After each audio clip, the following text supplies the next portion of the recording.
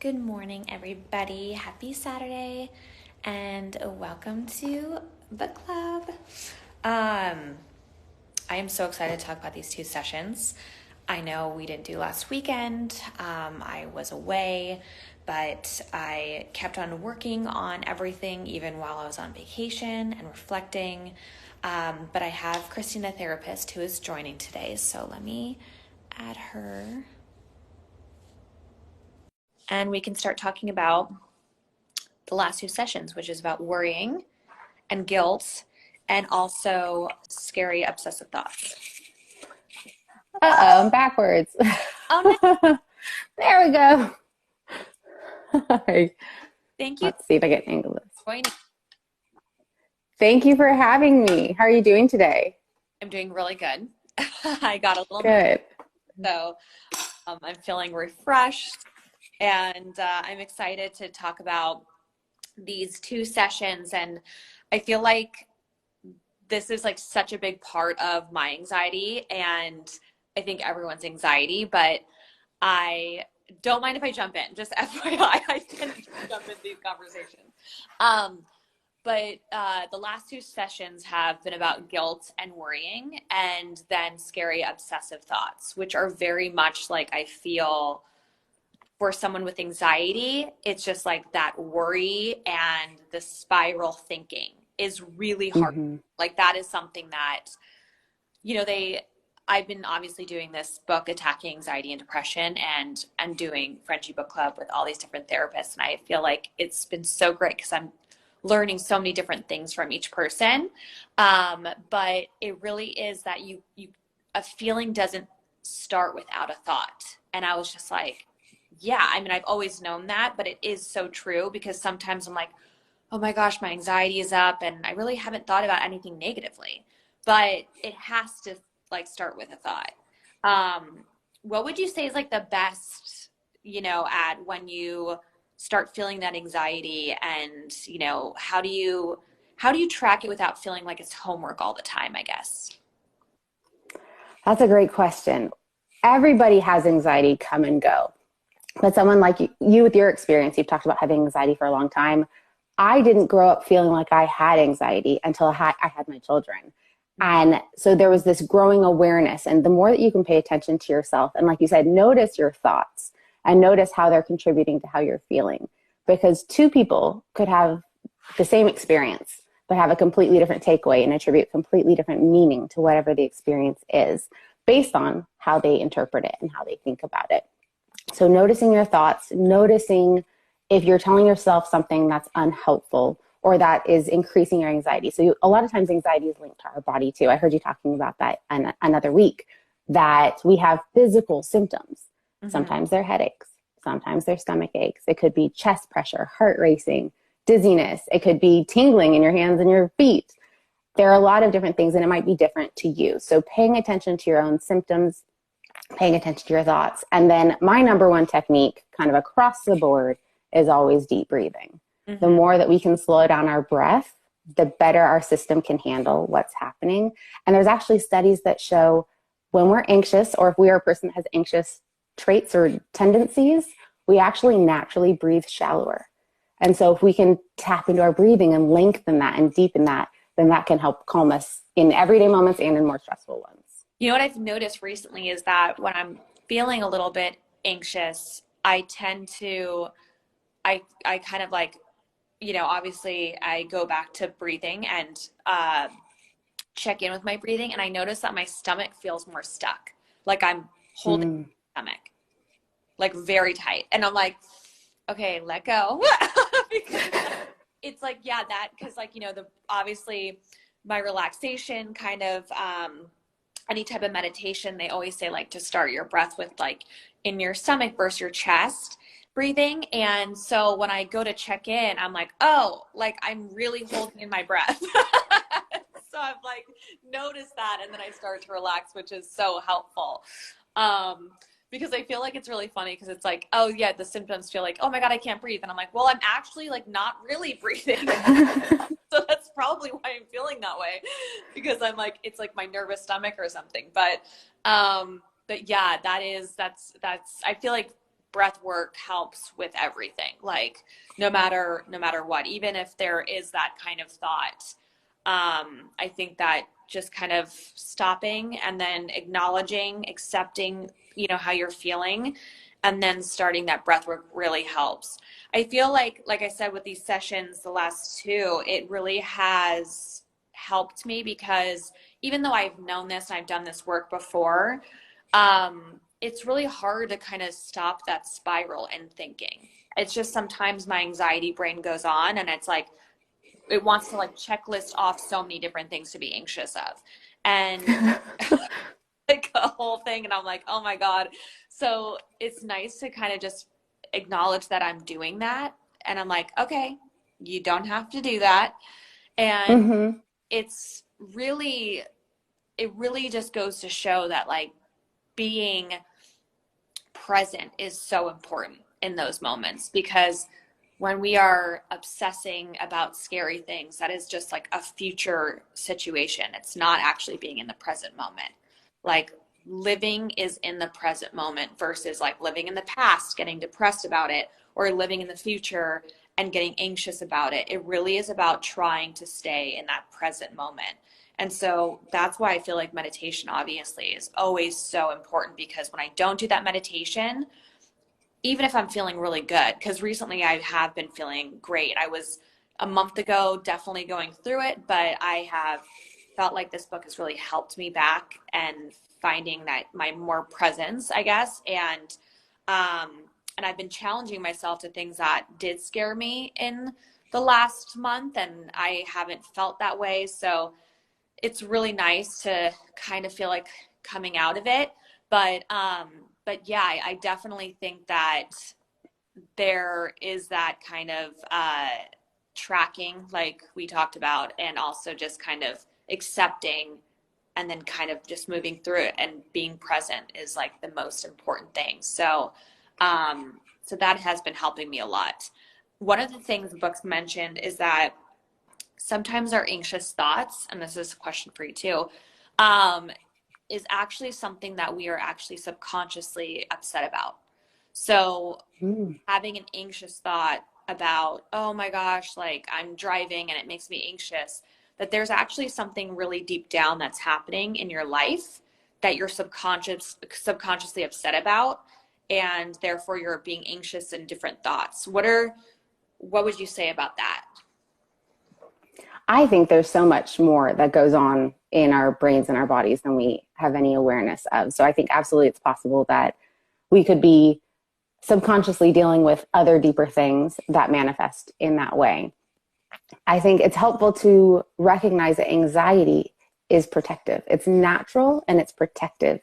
And so if you're having anxious thoughts about being in a car and driving, that makes sense. We're in a vehicle that's ignited by fire that's going 80 miles an hour down a road with other cars. That is logical to be anxious about that. Where it causes problems is if it impedes your functioning. Yeah. And anxiety makes us all want to, myself included, avoid. That's its hook. That's what it does to you. It makes you avoid things. So I love, Ashley, that you were just saying that in this past month, you've been facing those fears and facing those challenges, because when we avoid our anxious feelings and thoughts, or whatever the situation is that we feel anxious about, we actually make that thing grow bigger. Yeah. I just wrote a children's book on this. It's called Fear Not. And what you're describing is exactly these 3 steps. So the first one is to name, acknowledge, and accept your fear. Because by doing that, by voicing your fear or your anxiety, you're stripping it of its power. By keeping it contained and hidden, it is owning you. So by voicing it, you're stripping it of its power. And then what you were saying, you had it a month ago and now you're not feeling that way. Remembering that anxiety, depression, any of these challenges, they come and they go. They do not last forever. They are not constant. And if we can remember that, then we can tolerate it. And then, like you were describing, the coping skills with deep breathing, meditation, that's the third step, is if we know this is temporary and we know we have tools in our toolbox to handle it, then we can push through. We can face those fears, and we learn that, hey, I'm bigger than this fear, and this fear doesn't own me, and it's not who I am. It's just something happening inside of me. Yeah. Yeah. I feel like that is something that that is so important, that it's always to remember that it is just a moment in time. You know, I think there's like a part of you that's like, oh my gosh, you know, like, am I going to feel like this forever? And why am I feeling like this again? And it's almost like kind of scary, but you just have to put the work into it. That's what I tell all my friends, like all my friends who ask me about, you know, what has helped me with anxiety. It's like, there are going to be times in my life, like just like now, like I did not know that I would obviously be experiencing something that I experienced 4 years ago and I worked really hard on and got through it. But it came back because probably because of schedule and overwhelm and me having a child and trying to figure out how to get back to work. And like the last 2 years, you know, it's like all of these things make sense of why I was feeling that way. And so it's accepting that and being like, it's okay, because I know the tools to get through that. And I know that when I felt really good a couple months ago, I'll feel like that again as soon as I get through the root of why I'm feeling the way I'm feeling. So I think that's so important to remember. I feel like no one is ever stuck in what you're feeling, especially if you put the work into it. And a lot of my friends, I keep saying this, but a lot of my friends are like, wait, how long is this book that's helped you? Or like, how long does it take to get through it? And they think about that. That's like so important. And I'm like, well, how long have you been dealing with your feelings? Like, that's a long time. Like, I know I probably had anxiety growing up, and I just I wasn't aware of that was anxiety. So I think it's important that I always say it starts with self-love, and the self-love is actually working on yourself to get better and to be better. And I think that, like I said, it's session 9. I was already starting to feel so much better on session 8. And that's 8 weeks of this work that I've done. But it's really nice to kind of just feel good and just kind of implement the tools, like even doing stuff like, you know, flying to vacation that I did last weekend. Flying for the first time, or yeah, without my baby, which would normally, definitely, that's a natural thing to have anxiety about. But I was able to be on the plane and just be like, okay, accepting of these feelings, like this is totally natural. You're leaving your baby for like a couple days for the first time. And so I just kind of accepted, but then I was like, but I'm really proud of you for doing this, because you should take this time, you know, with me and my husband going on vacation. I should be able to have that moment. And so then I just instilled positive thinking instead of like negative thinking of like, I could have let my mind go to, what if this happens to her? What if this happens and I'm not there? What if and it's like, you could go on that journey with that spiral, but like, what is that going to do? You know? And she was perfectly fine. We had both our moms here with her. She had like a big sleepover with the grandmas, and it really just was an awesome thing to do, and to know that it's okay, because a lot of that I think comes from also PTSD. Like once we have panicky feelings doing something, like recently mine was driving like a month ago, and it was because I was feeling symptoms of shakiness, and I thought I was going to that my blood sugar dropped. I thought like something was going on with me, but really it was just anxiety. And I was driving and I was like, oh my gosh, what if I pass out? And I was all scared. So obviously, like getting in a car, I was like, oh gosh, what if that happens again? So it's really that PTSD from that kind of experience. But I feel like you have to keep challenging yourself and going out there and doing it, because then you'll sensitize yourself. You'll be like, oh, I did it. Oh my gosh, and I did it again and I'm fine. And then you can get rid of that kind of PTSD of the panicky feelings you once had doing that certain limitation. But I do feel like, yeah, fear towards limitations are always so hard, but you definitely do have to challenge yourself. What are they talk about guilt a lot, and they understand guilt and worry can be positives if used wisely, but that guilt and worry, they say use guilt and worry states as reality checks, and practice shifting from negative guilt and worry behavior to problem solving action mode. I feel like guilt is just never a good thing. Anytime I've read books about guilt, it's just like poisonous to us Right. because it really doesn't make us feel good. And I feel like it's like we carry a lot with feeling guilty. What are your thoughts on guilt and how that attributes to anxiety and depression? I think guilt, like any emotion, the ones that feel good as well as the ones that feel uncomfortable, is good. I think all of our emotions are good because they are information. Mm-hmm. They tell us how we're doing. And with that information, we can make intentional choices.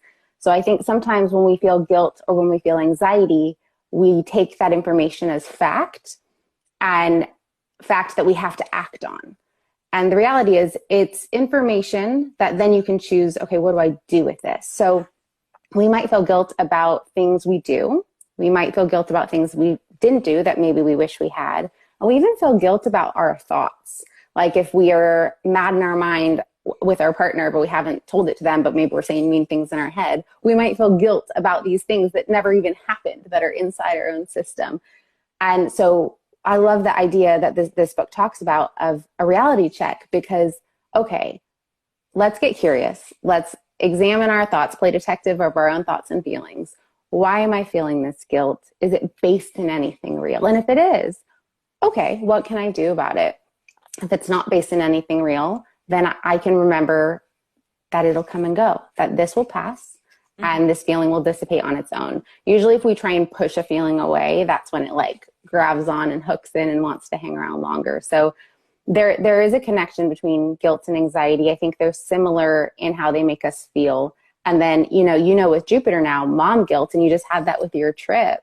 Yeah. Like mom guilt is hardcore and it doesn't often it's based in, are you there? Did we lose each other? I'm Okay. So hard guilt is based in, like mom guilt is based in our expectations that are unrealistic or higher than they need to be. And when we're caught up in the shoulds, oh, I should, like you said, I should be with her if in case something goes wrong, or I should be doing this. And I like to shift that thinking into could. I could do this or I could do that. It gives you choice. It gives you power.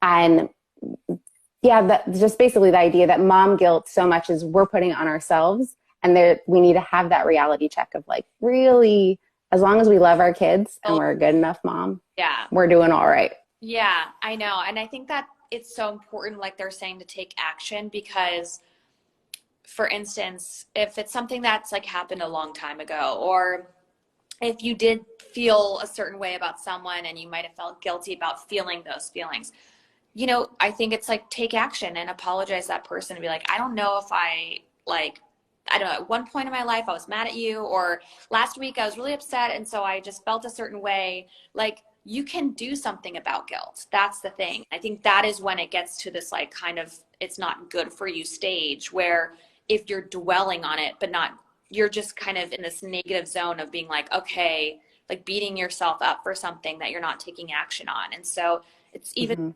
important to forgive ourselves, like where we are like, okay, something happened in the past and it sucks. And you know what? It is time to forgive ourselves. It's time to forgive ourselves because that is so important to even just forgive ourselves for waiting this long to help ourselves. Like, when I first did this book 4 years ago, I was like, gosh, why did I wait so long? Why did I not see these things and help myself earlier and go through like I had been going through all of this like feelings on anxiety and stuff. And so it's okay though. Like, just take action and forgive yourself, forgive others.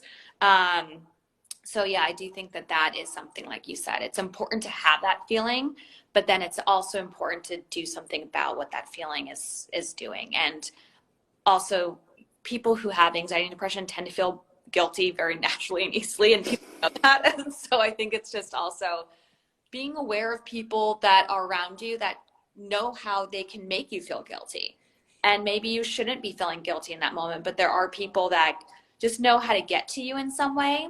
And you're like, okay, they're making me feel guilty, but I really don't need to feel guilty. There are those people in our lives. And so I think that that's also really important.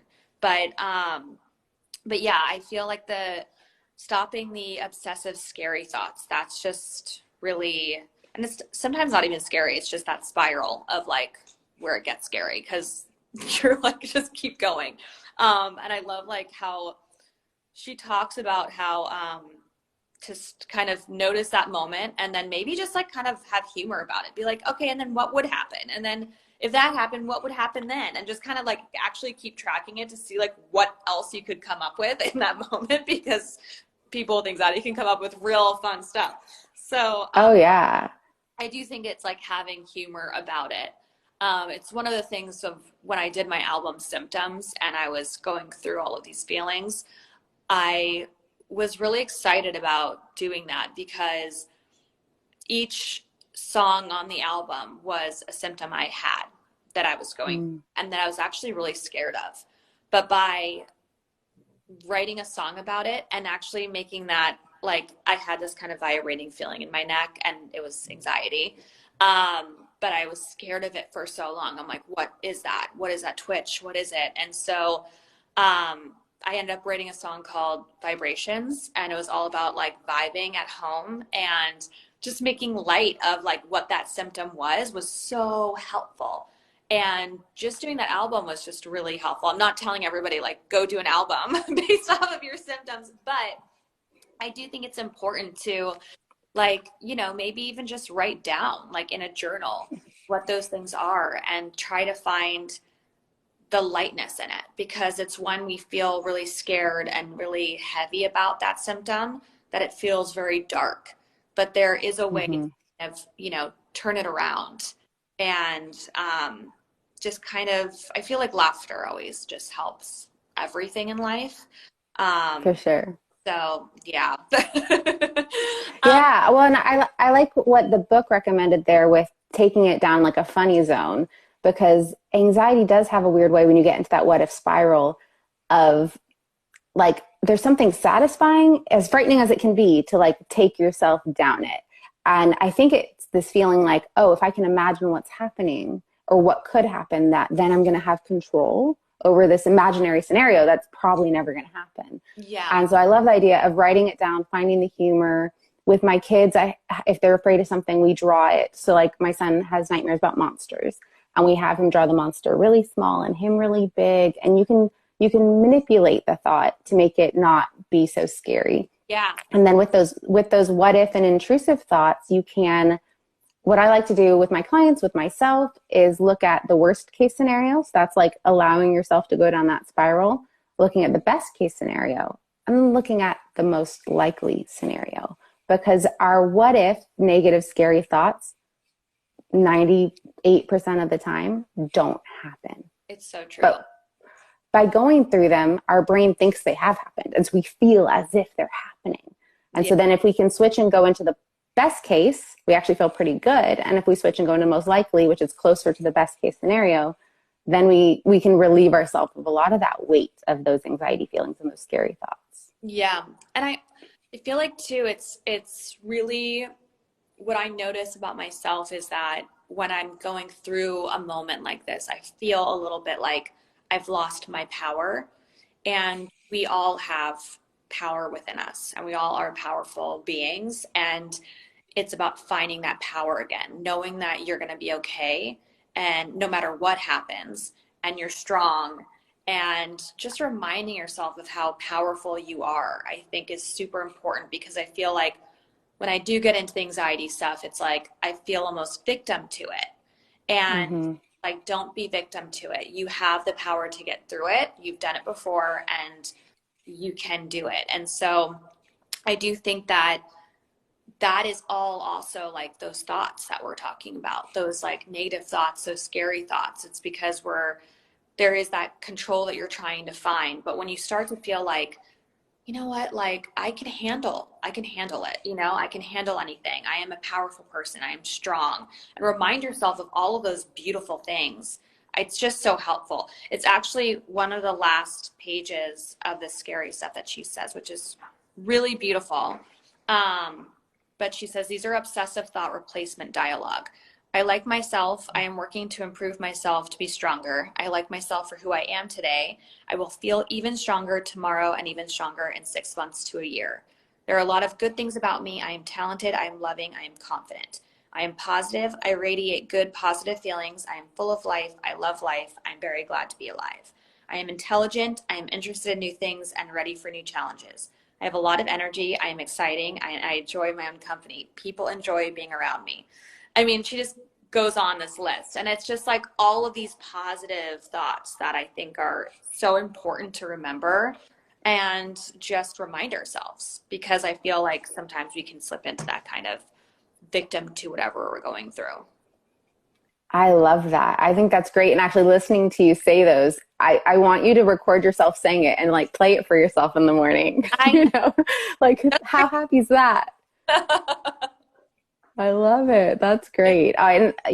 Those thought replacements are big because we're forming pathways in our brain. Like if you think of your brain kind of like the freeway system, the more you drive down a road, the like more compact and smooth it gets, the easier it is to get down it. And if we continually go down these anxious pathways, those are the highways. That's the 5. That's the 405. Like you're on it. And the bumpier kind of side streets are actually the ones that we want to pave better. They're the healthier thought patterns. And if we have these affirmations ready and on hand to replace those thoughts with, those are the ones that are going to become stronger. I love that. I think that's great. I know. I think it's so good. And it just makes you feel so good. So I feel like it's always like start your morning off with those positive thoughts. Yeah, that's so great. Yeah. Well, this book just sounds incredible. And I love this conversation. And I love that you're sharing this with your Frenchies and like how impactful, like you're going through this for you, but you're going through this for everybody. And it's just so important. I know.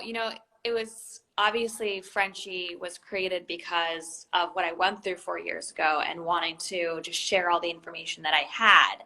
And it was great because, I mean, it's been great because I'm just able to say like, that is something I went through. And then like, this is how I've gone through it. What I love though about this is that when I started to feel these feelings, come up about 2 months ago, and it's just, I mean, we're going to be coming in on a session about how stress becomes anxiety. And that's something I'm very excited to read about again, because that is what tends to happen with me. It's just like I get overwhelmed. I have a busy schedule, and it's obviously like natural. Just having a baby changes everything, and you're trying to figure out how to do your schedule and balance work and life. And it's very hard, especially when we're at home, working from home. Mm-hmm.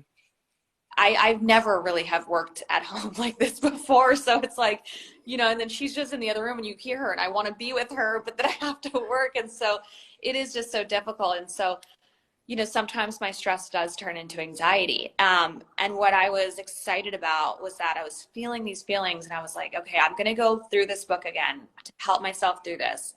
And I was like, well, you know what? Like I should share this with the community of, where this platform, I have built this, community on talking about what I've been through, but they actually never saw me go through it. So I'm excited to kind of share my journey in going through it again and being able to help others. And so it's been a real treat. I mean, we're coming to a close soon, but hopefully I feel like everyone has learned a lot more, that, like even just seeing me go from really, I was like, last month, I was like, okay, this is either hormonal, this is going on. I was trying to figure out like, what is happening and why am I going through this? But I don't know. It's like, you just kind of start to realize, oh, okay, like I let stress get to me. I let it become a lot of anxiety. I let kind of negative thoughts in and, all of these things that I really love finding the root of it. I think that is something that is super important to me.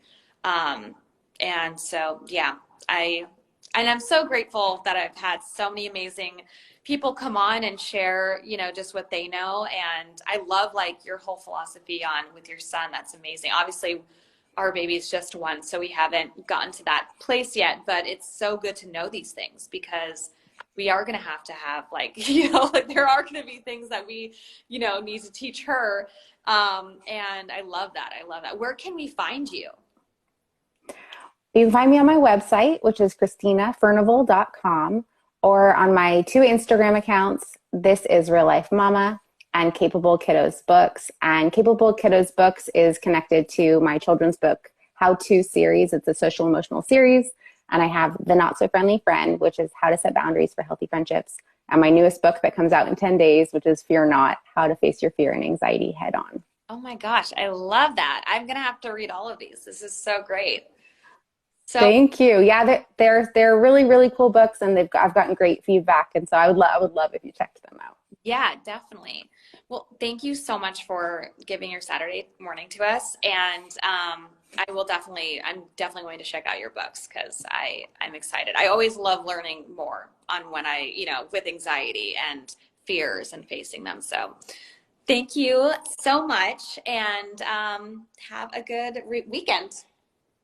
Thank you. Thank you so much for talking with me. Of course. Bye. Bye.